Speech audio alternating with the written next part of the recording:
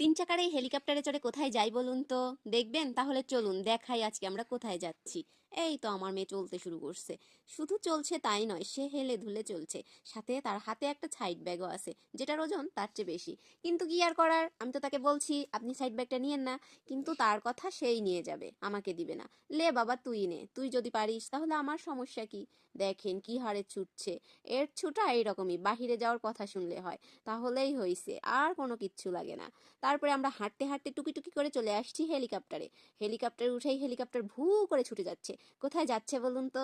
সেটাই তো দেখাবো, চলেন চলেন কোথায় যাই সেটাই আজকে দেখানোর জন্য হেলিকপ্টারে উঠছি। হেলিকপ্টারটা আবার আমার পার্সোনাল হেলিকপ্টার মনে করবেন না, কারণ পাশে আরো দুইটা মেয়ে আছে, সামনে দুইটা চাচা আছে, আরো আছে হেলিকপ্টারের ড্রাইভার। হেলিকপ্টারটা চলতে চলতে সোজা ভুস করে এসে মহিলা কলেজের সামনে দাঁড়াই গেছে। হ্যাঁ, এটা হচ্ছে আমাদের মহিলা কলেজ। এখানে শুধু মহিলারা পড়ে, পুরুষরা কিন্তু পড়ে না। আবার আপনারা কেউ ভুল করে অ্যাডমিশন নিতে আইসেন না। এখানে আমাদের হেলিকপ্টারের একটা আফা ছিল এই মহিলা কলেজের, সেখানে নামলো। তারপরে আবার ছেঞ্জিটা ভুস করে নিয়ে যায় একদম ফুলবাগান মোড়ে ফালাই দিছে ঠাস করে। সরি, থুক্কু, ঠাস করে না, এখানে আমাদের হেলিকপ্টারটা ল্যান্ড করলো। এটা হচ্ছে আমাদের ফুলবাগান মোড়, কাশীনাথপুর ফুলবাগান মোড়।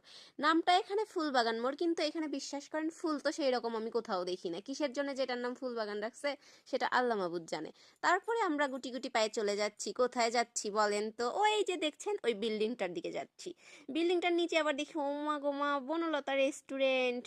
তো আমার মাইয়া দেখে করছে চলো মা বনলতায় ঢুকে। আমি বললাম এই আগে উপর থেকে ঘুরে আসি, তারপরে না হয় নিচে যাব। তাই বলে গট গট করে আমার মাইয়াকে নিয়ে একদম সোজা তিনতলায় চলে গেছি আমার ছেলের ক্লাসরুমের সামনে। ক্লাসরুমের সামনে যে আমার মেয়ে ভাবতেছে কিভাবে ভাইয়ের সাথে একটু দেখা করা যায়, কিন্তু ভাইয়ের সাথে কেমনেই বা দেখা করবে, দরজাতে একদম সেই করে লক করে রাখছে ম্যামরা। তাই তো আমার মেয়েটা অনেক দুঃখ নিয়ে দাঁড়ায় আছে কখন ভাইটা আসবে আর সে ভাইটাকে দেখবে। অনেকক্ষণ অপেক্ষার পর তার ভাইয়ের দেখাই মিলতেছে না। হঠাৎ করে তার ভাইয়ের বন্ধু মনে হয় বের হয়েছিল, সেই সুযোগে সে চলে যাচ্ছে তার ভাইয়ের সাথে দেখা করতে। ও মা, দেখা করছে শুধু তাই না, ভাইকে নিয়ে বের হয়ে চলে আসতেছে, কি সাহস ভাবা যায়। তারপরে আমরা সঙ্গপঙ্গ নিয়ে একদম নামা পড়তেছি আবার নিচে, সিঁড়ি দিয়ে নামতেছি আর ভাবতেছি এটা বাচ্চাদের স্কুল নাকি বাচ্চাদের মায়েদের স্কুল। দেখেন সবগুলোর সাথে একটা করে মা আছে। তারপর আমার বিচ্ছু দুইটাকে নিয়ে আমি বাজারের দিকে ছুটলাম। বিচ্ছু দুইটা তো এদিক ওদিক তাকাচ্ছে আর এটা ওটা কেনার বায়না ধরছে। আমি বললাম এই আমার সাইড ব্যাগের পকেটে একটা টাকাও নাই, চল সামনে যাই দেখি কিছু টাকা পয়সা পাওয়া যায় নাকি, যদি পাওয়া যায় তাহলে কিছু কিনে দিব, আর যদি টাকা না পাই তাহলে এমনি এমনিই কিন্তু আজকে বাড়িতে চলে যাইতে হবে। আমার এই কথা শুনে ইসলামী ব্যাংকের বুতের মনে দয়া হলো, সে দয়া করে আমাকে কিছু টাকা ভিক্ষা দিল। টাকাগুলো ভিক্ষা দিল আর বলল যে যে যা এই কয়টা টাকা নিয়ে বাচ্চাদের জন্য কিছু কিনে নিয়ে বাড়িতে যাবি, তোর মতো ভিখারিকে আমি এর থেকে বেশি ভিক্ষা দিতে পারবো না।